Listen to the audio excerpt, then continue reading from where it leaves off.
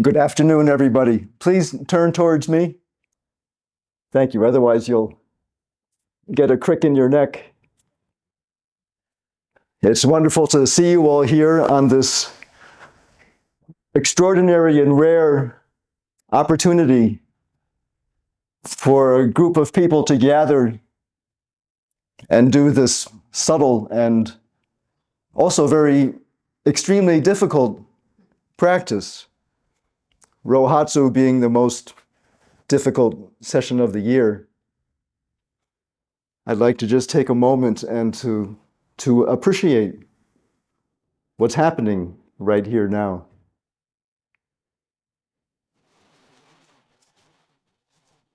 A moment of silence.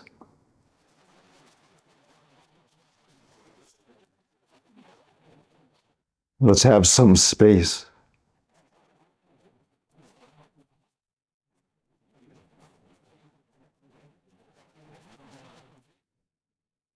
It's so quiet here, so rare.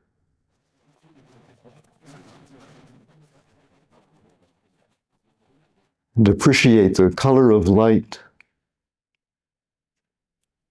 constantly changing.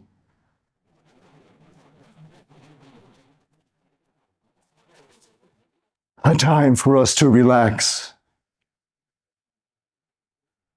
Right now, listening to a Dharma talk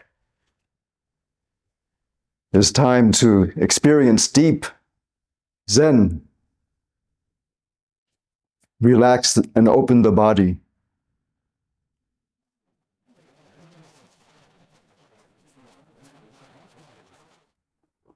That's so much more important than anything I could say to you today.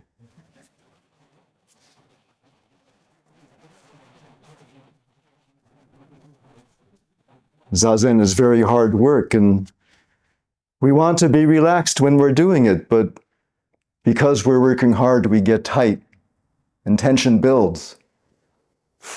So it's good to have these times during session when we work in the opposite direction and let go.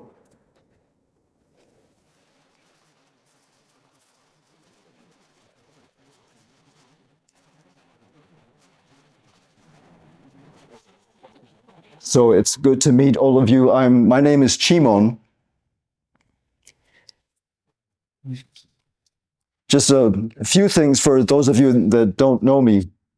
I lived here from 1990 to 93 and was a student of Edo Roshi's after studying with him regularly at Shoboji for a few years.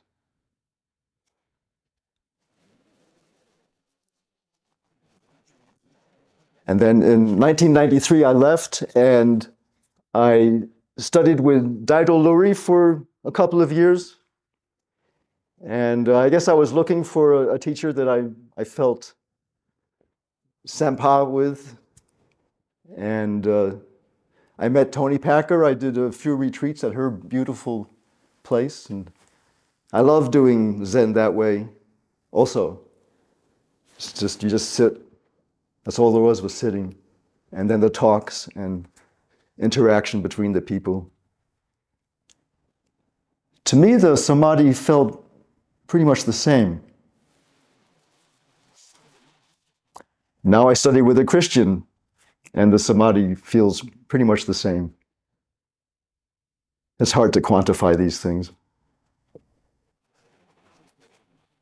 So in the late 1990s, on the recommendation of some friends of mine, I began studying with Roshi Kennedy, who was a Jesuit priest.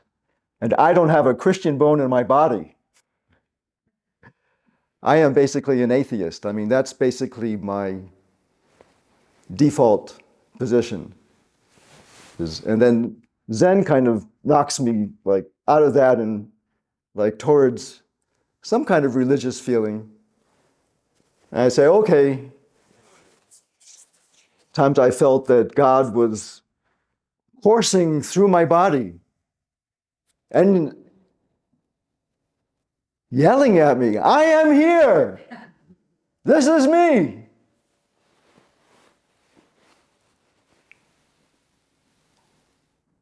But that's just not my my nature to remain in that state for very long. I come back to, well, if you're here, what about the Holocaust? So that's my natural point.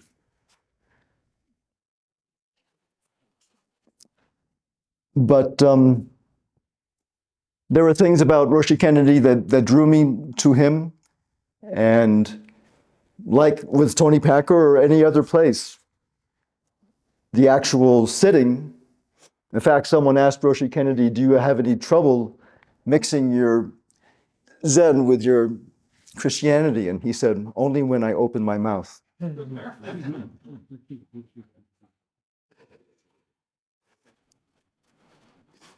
And in fact, he and I come at Zen Buddhism from two different places because he's a Christian and I'm basically an atheist. So the way that we speak about our Zen experiences is different. For me, it's essentially about emptiness. That's kind of the root, the foundation. For him, I don't know what it is. It's he doesn't like to explain things. But I don't think it's that.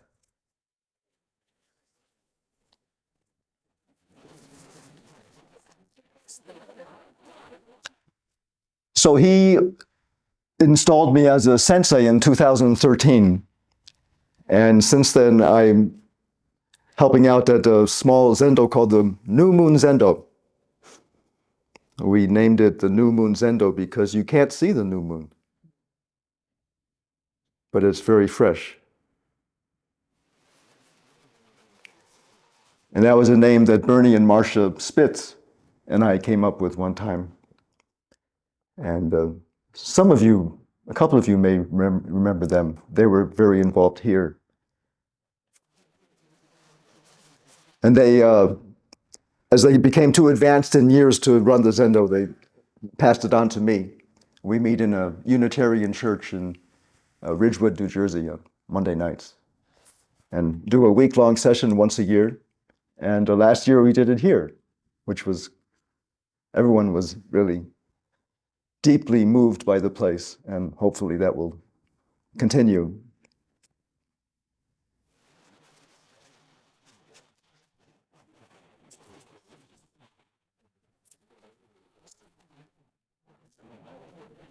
So a few years ago, I felt that a session at DBZ would do me some good. And so I signed up for a session and came, and I was really, really deeply touched by the warmth that people showed to me, and Shinge was so welcoming. And thank you very much.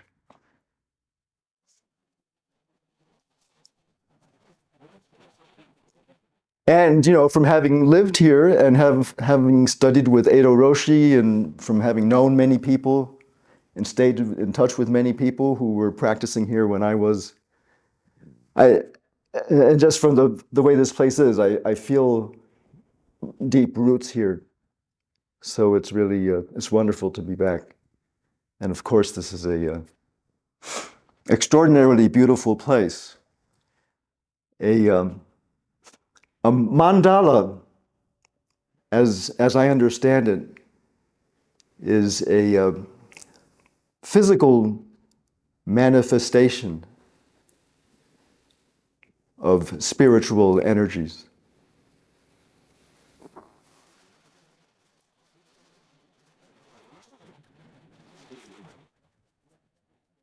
So there is the Daibusatsu mandala.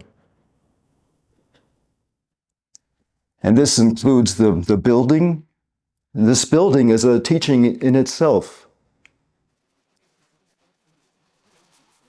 And the grounds and the lake, the forest, the animals.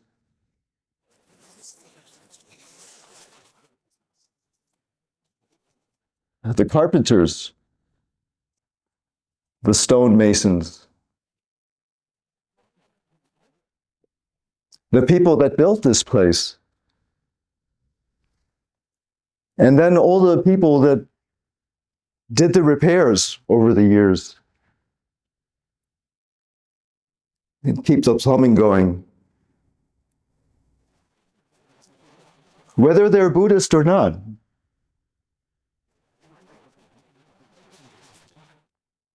And all the people over the years that practiced here.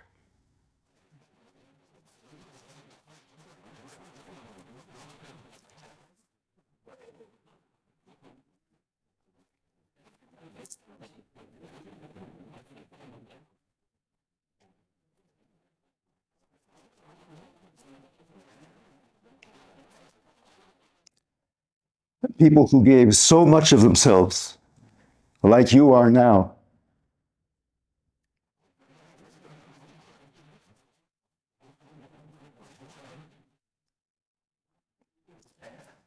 And then they moved on, as you will.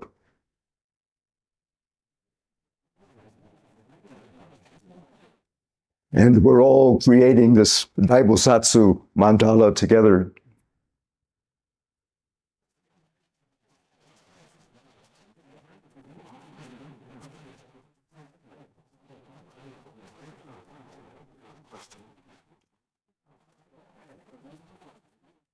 So Roshi Kennedy is advanced in years, and I thought that he would like to see this place because he taught in Japan, actually. He was a Jesuit and taught English and baseball, and also studied Zen with Koun Yamada Roshi.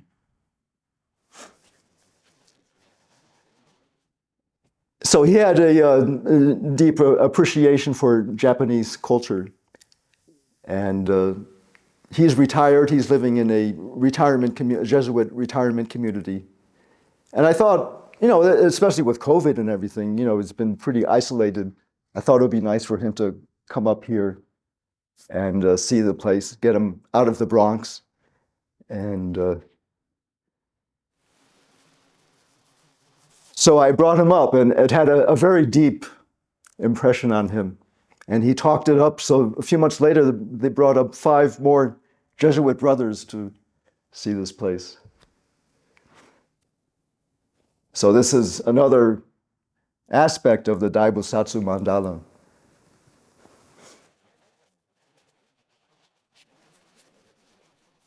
And Roshi Kennedy wants to come back. I hope he will.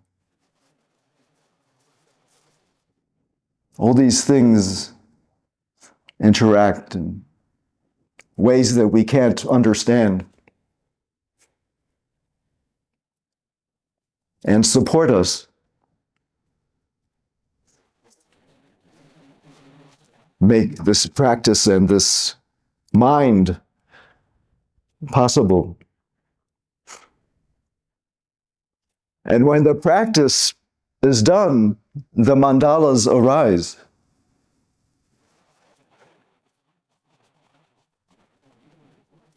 Without the practice, there wouldn't be any mandala.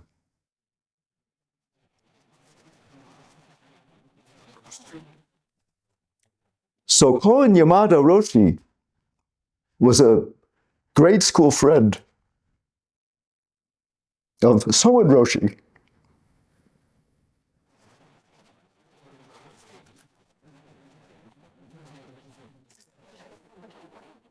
And they were lifetime friends. They moved into Zen Buddhism together.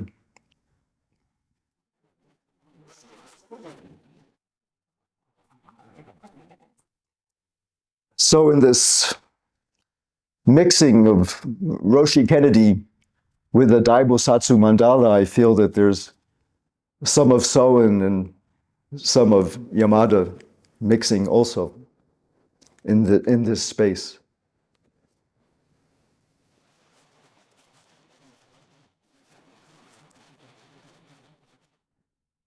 Yamada was Roshi Kennedy's hard teacher.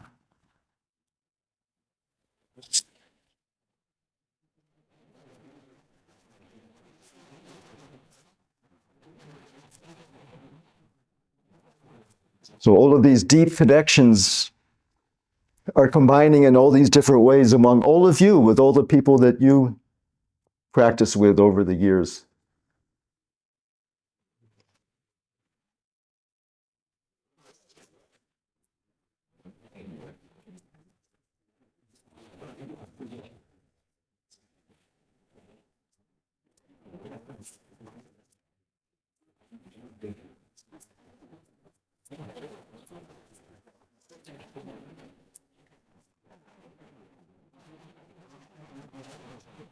So Rohatsu, we come to Sesshin with an idea in our mind of what Zen practice is, what we're going to experience. And Rohatsu burns all of this away.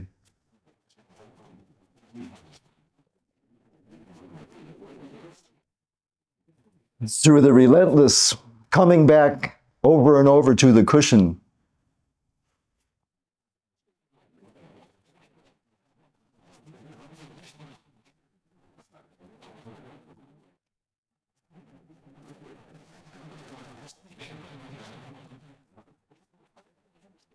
We get to points where we really can't do it anymore. We can't concentrate. We can't stay awake. Our body is in pain.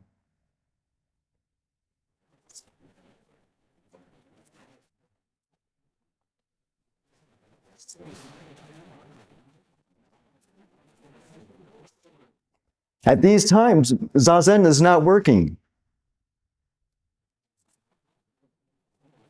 We are becoming Zazen failures. We want to leave.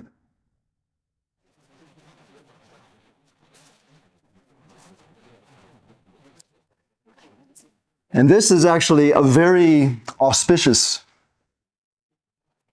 and fertile place to get to when we just can't do it anymore. This is the whole problem, is that we're trying to do something. This is karma. Karma is thinking and action that come from attachment. And when we're sitting with the idea that we're going to achieve something, accomplish something, attain something that we want, this is karma.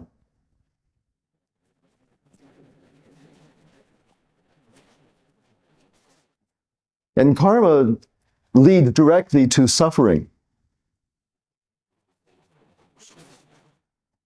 Karma is suffering. Karma is the embodiment of suffering.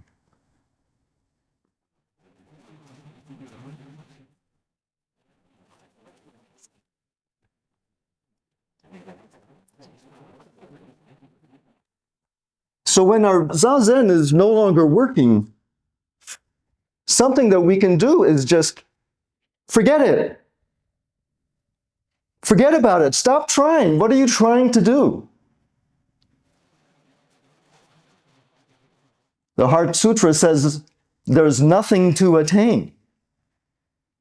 Do we just read that and forget about it? Or is there something being communicated there that can help us? So in the 10th century in China, a Zen monk asked Kyorin, what is the meaning of Bodhidharmas coming from the West? That wide wide open question.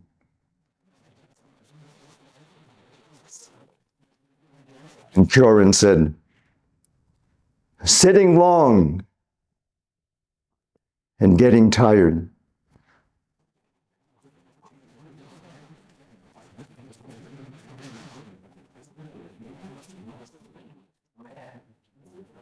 His Secho wrote a poem for that koan, as he did for all the koans in the Blue Cliff record.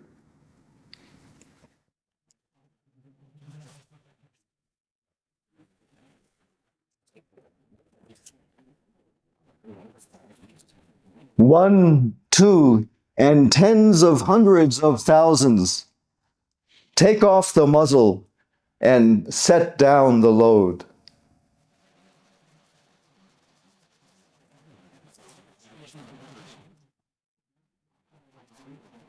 What is this load?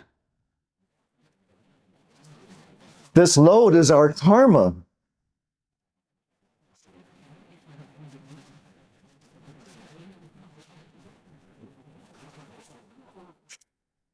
And when we're sitting trying to become enlightened, this is a karmic load.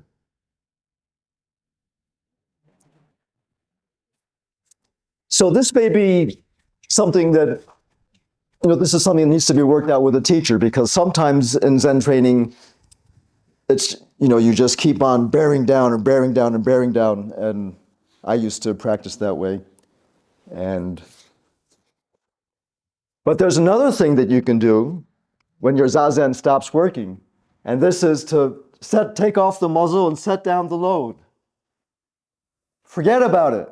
Stop trying. Stop trying to do something.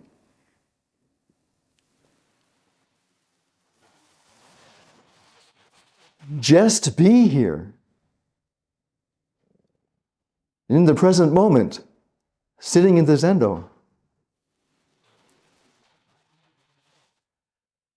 If you're in pain, just feel your pain. And there are times, and hopefully not too many times, but there are times when the pain gets strong enough that that's our reality. That's all we can do, is just feel.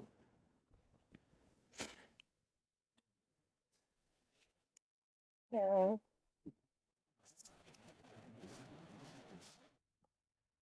But other times we're just mildly uncomfortable. Just feel your body as it is. Feel your mind as it is. Feel your emotions as they are. Just watch your thoughts.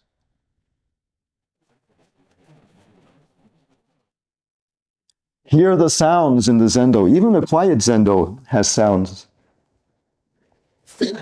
I have tinnitus, and this morning I was having a wonderful time listening to my tinnitus. I never listened so closely to it before. It does all kinds of interesting things. There's a low one. It goes vroom, vroom, vroom, vroom, vroom, vroom, vroom. And as I listened to that, suddenly I felt an opening, a sense of delight.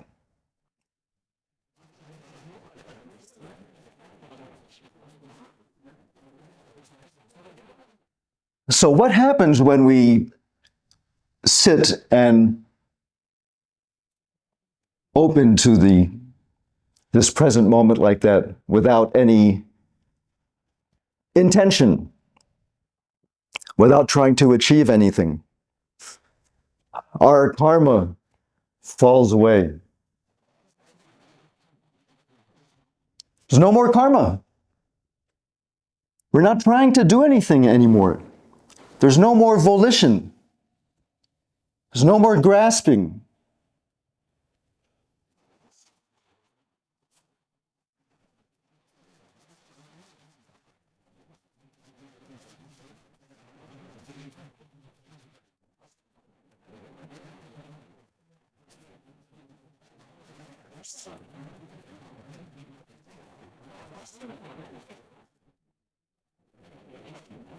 And we move into a deeper state, a state of non-attachment. And this is what Buddha is telling us. We're suffering because we're attached, because of, his word was thirst, our constant thirsting, including for enlightenment. So this is so good to do, especially in the middle of session, because we've built up all of this joriki. There's so much energy in the Zendo. And we've purified ourselves with our dedicated and strenuous sitting.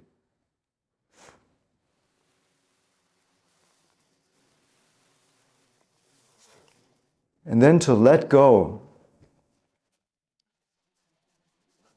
experience the present moment.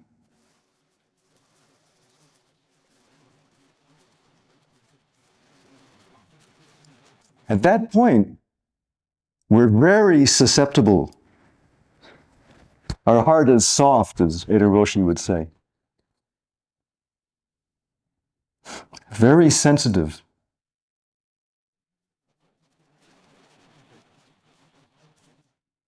Anything could happen.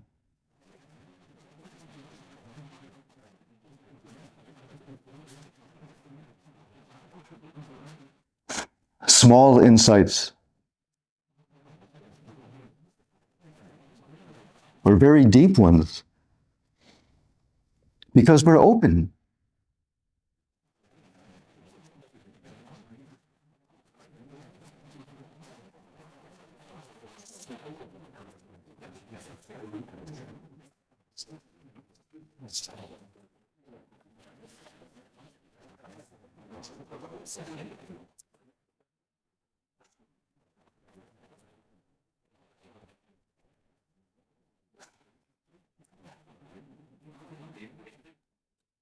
The falling away of attachment,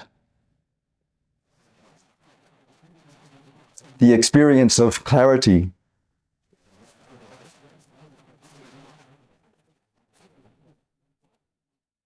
that comes from samadhi in zazen. And the joy in living that comes from this. This is such a wonderful thing. And this is what we want. This is why we take a week-long vacation and pay $600.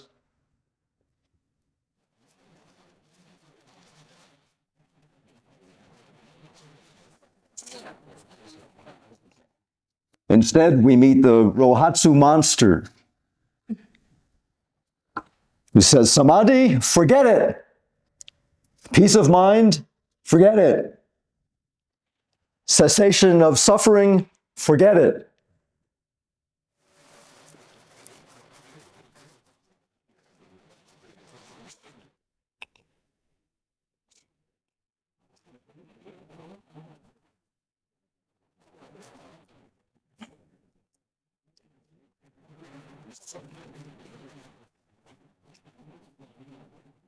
So at that point, we may drop the whole samadhi grabbing, enlightenment seeking agenda that we brought here.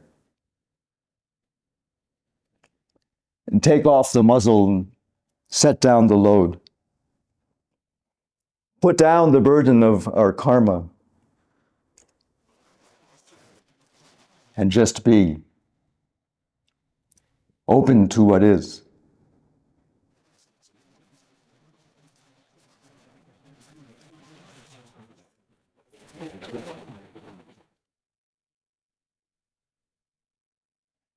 And when we do this,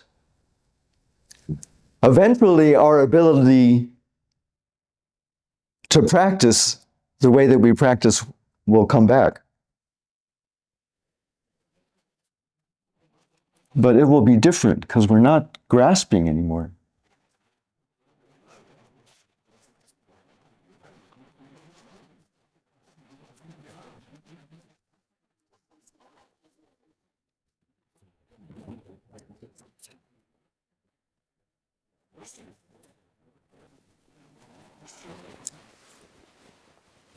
When we give up our ambition, we become like Kyogen,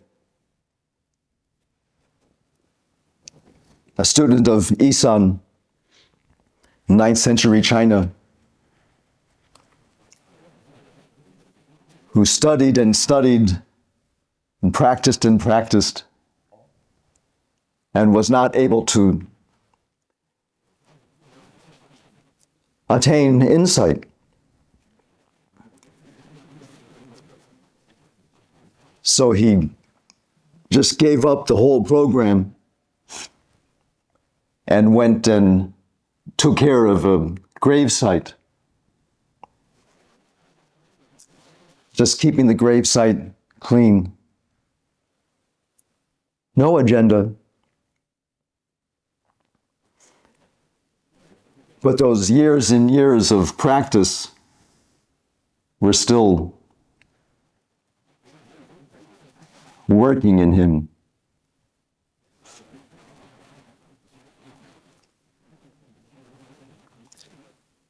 And one day he heard that sound of the stone hitting the bamboo.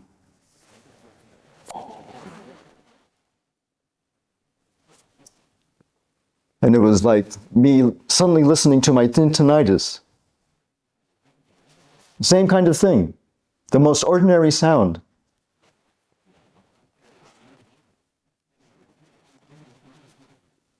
He was completely open, completely present.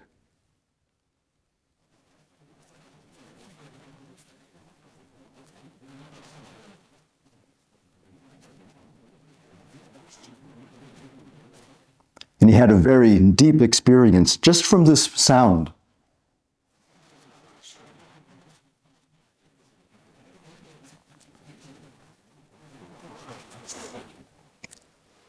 So Rohatsu, it burns away our karma.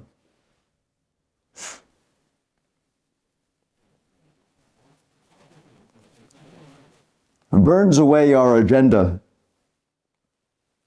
So when we're suffering, this is part of the process. It's good for us. When we have to give up our program because we can't do it anymore, it's good for us. And then we become very sensitive.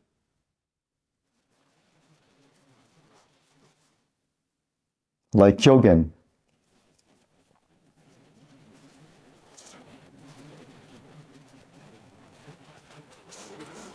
His enlightenment was completely unexpected, unplanned, unsought. It just happened.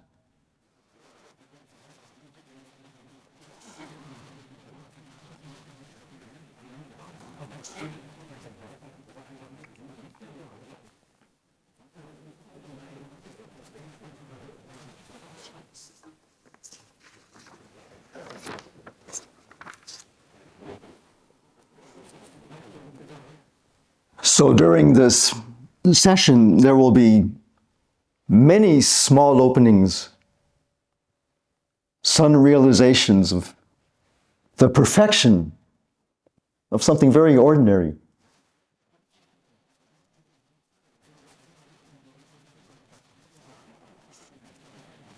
Or a deep sense of the marvelousness of each person here.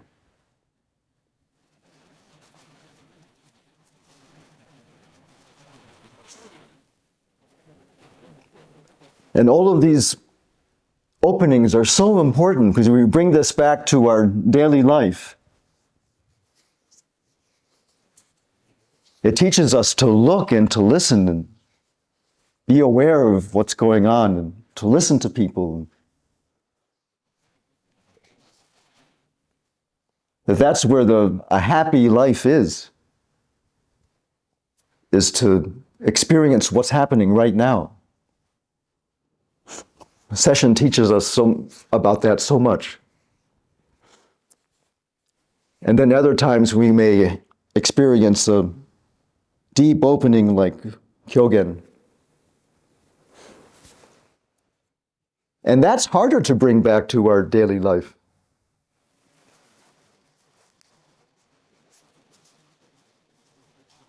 Or even samadhi that goes very deep.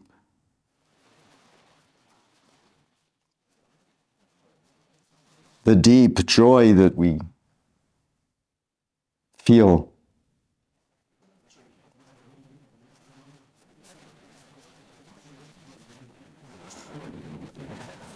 So many times after session, there would be the gathering at the end of session, and I would be so happy. And then through talking to people and all the stuff and all the karma that gets riled up, and it would be completely gone. And it was sad to lose this sense of the perfection of being. How do you bring that into your life?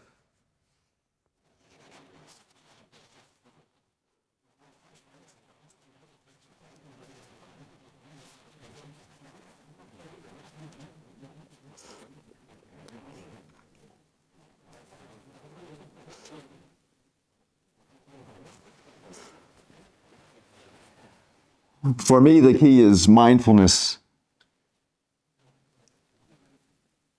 Just to be present to what is. We can't try to bring anything of session into our life. We have to just be present. And as we do session after session, gradually through just being present as we turn to our daily life, this sense of there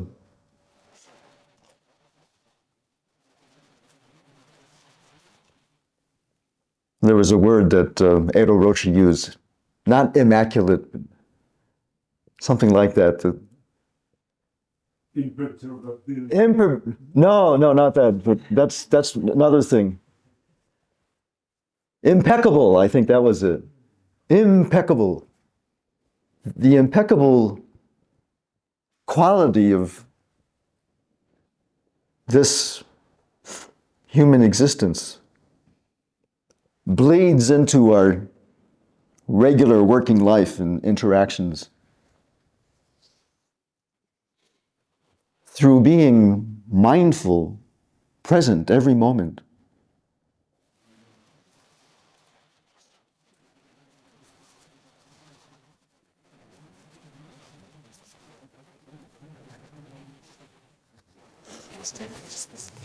So let's give ourselves to this precious, wonderful, demanding Rohatsu session.